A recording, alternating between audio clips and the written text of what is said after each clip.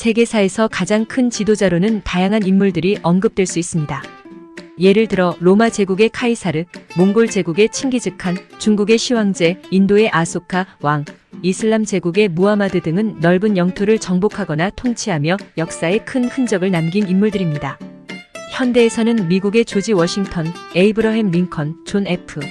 케네디, 러시아의 블라디미르 레닌, 호치민, 마오쩌둥, 독일의 히틀러, 일본의 도요토미, 히데요시, 오다 노부나가 등이 국가 발전이나 국제 정세에 큰 영향을 미친 인물들로 꼽힙니다.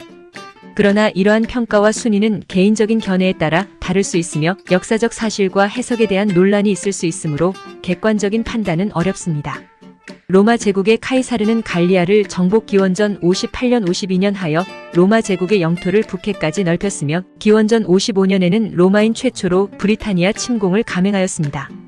이러한 공훈 덕분에 카이사르는 강력한 세력가로 입지를 굳혀 폼페이우스를 위협하게 되었으며 카라이 전투에서 크라수스가 전사하면서 삼두정의 두 정치가 사이에 긴장이 높아졌습니다.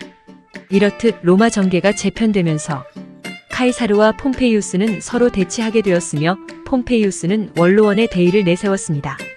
카이사르는 자신의 군단으로 하여금 루비콘 강을 건너게 하는 결단을 내려 기원전 49년에 내전이 일어났으면 파르살루스 전투, 탑수스 전투 등에서 승리한 카이사르는 로마 세계에서 무소불위의 권력자로 등극하였습니다.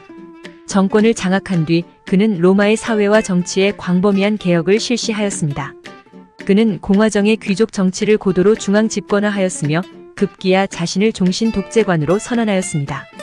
기원전 44년 3월 15일에 마르쿠스 유니우스 브루투스가 이끄는 일군의 원로원 의원들이 공화정을 복구하고자 음모를 꾸며 카이사르를 암살하였습니다. 그러나 또다시 내전이 일어났으며 결국 카이사르의 양자인 가이우스 옥타비아누스가 내전을 진압하고 로마 제국의 초대 황제가 되었습니다. 칭기즈칸 1162년 11월 12일, 1227년 8월 25일은 몽골 제국의 건국자이자 초대 카한으로 본명은 보르지긴 테무친입니다.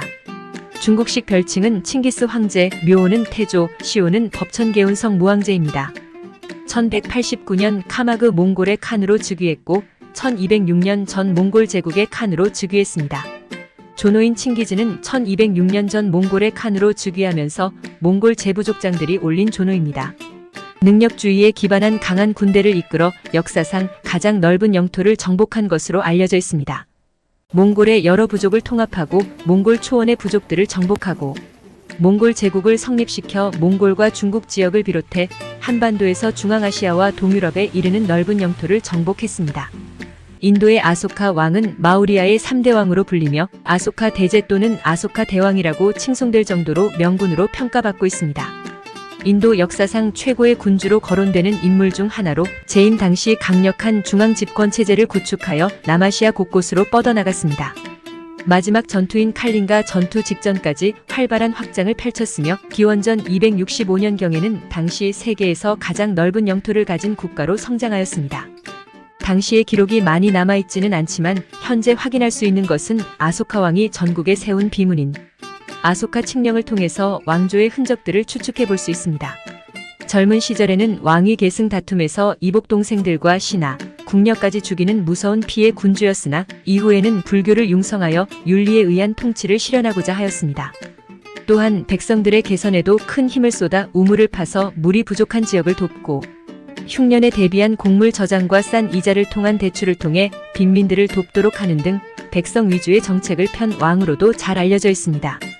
이슬람 제국의 무하마드는 이슬람교의 창시자로 아라비아 반도의 통일과 이슬람교의 전파를 위해 노력하였으며 이를 바탕으로 이슬람 제국을 건설하였습니다. 무하마드 사후에는 그의 후계자들이 이슬람 제국의 영토를 지속적으로 확장하였습니다. 라시둔 칼리파조에서는 시리아, 팔레스타인, 메소포타미아, 이집트 등을 정복하여 영토를 확장하였으며 우마이야 칼리파조에서는 이베리아 반도, 북아프리카, 인도 등을 정복하여 대제국을 이루었습니다. 아바스 칼리파조에서는 이슬람 제국의 수도를 바그다드로 옮기고 동서무역을 활성화하여 경제적 발전을 이루었으며 맘루크 왕조와 아이유브 왕조 등에서도 영토 확장과 함께 이슬람 문화의 발전이 이루어졌습니다.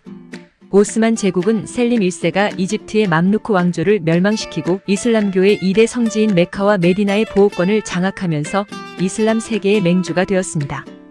이후 슐레이만 1세가 술탄이던 시기에 영토 확장으로 중앙 유럽과 북아프리카까지 영토를 확장하였습니다. 결론적으로 이슬람 제국은 무하마드의 가르침을 바탕으로 영토 확장과 함께 이슬람 문화의 발전을 이루었으며 세계사에 큰 영향을 끼쳤습니다.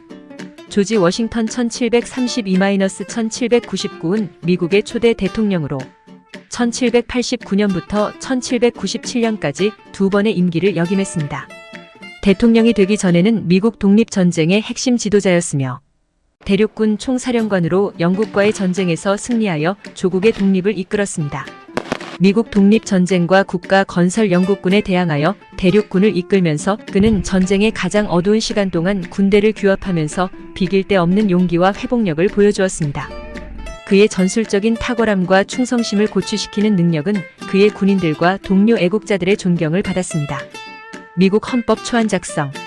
개인의 자유와 균형을 이루는 강력한 중앙집권 정부에 대한 그의 비전은 미국이 세워지는 원칙을 형성했습니다. 대통령의 유산과 지속적인 영향력.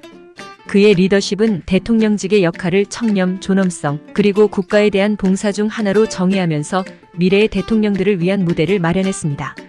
1797년 퇴임과 동시에 발표된 워싱턴의 고별사는 시대를 초월한 명언으로 꼽히고 있습니다.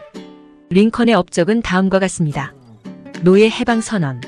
링컨의 가장 중요한 업적 중 하나는 1863년 1월 1일 해방 선언문을 발표한 것입니다.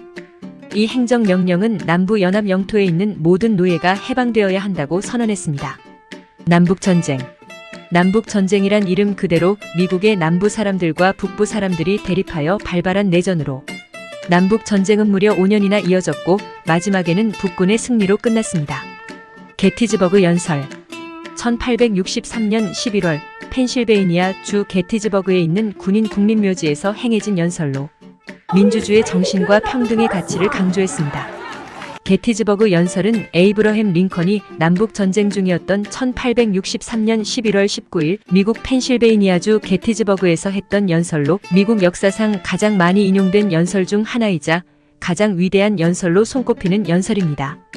해당 연설에서는 미합중국 독립선언서에 나타난 인간 평등의 원칙과 함께 남북전쟁이 단순한 결합이 아닌 모든 국민들에게 참 평등을 가져다줄 대전쟁이라는 의미가 내포되어 있어 노예 해방 선언과 더불어 북부의 대의명분을 강화하는 데 큰 역할을 했습니다.